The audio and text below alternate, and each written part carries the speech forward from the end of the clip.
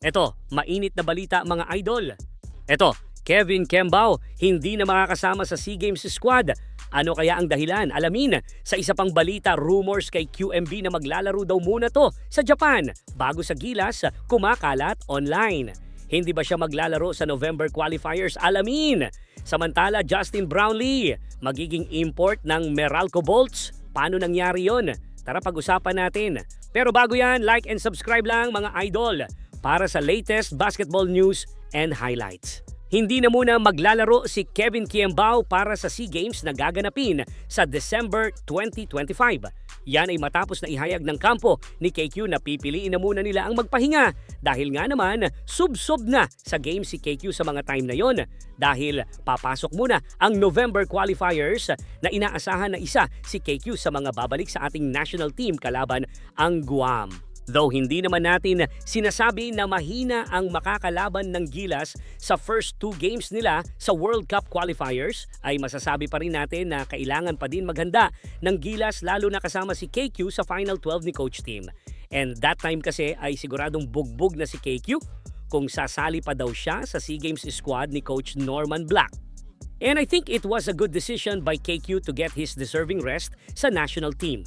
Since after this year ay dun palang magsisimula ang totoong laban dahil makakalaban ulit natin ang Tall Blacks at Boomers sa second window sa first quarter ng 2026. Iwas injury na din siguro para kay KQ since we need him sa Final 12 ni Coach Tim. Sa isa pang balita, kumakalat ngayon sa mga Gilas group pages ang rumors na baka daw subukan muna ni QMB na maglaro sa Japan bago ito sumabak sa ating national team.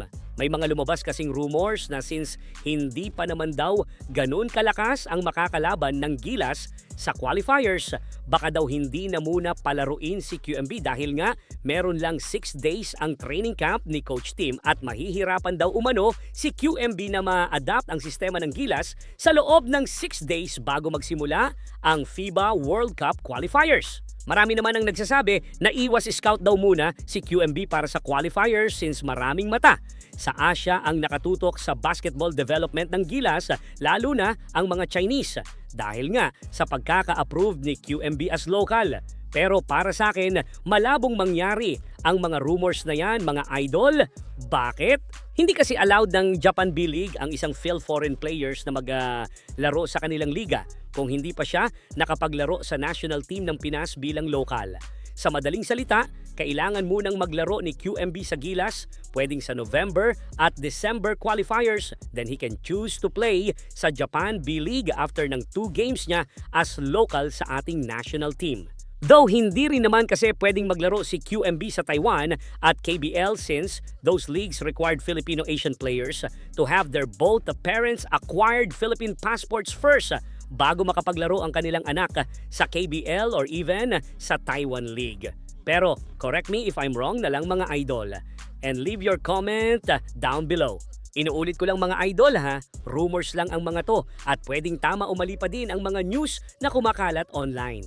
At sa huling balita natin, Justin Brownlee, target daw ng Meralco Bolts na makuha as import para sa EASL o East Asia Super League. Papayag kaya ang mga Ginebra fans sa balitang yan?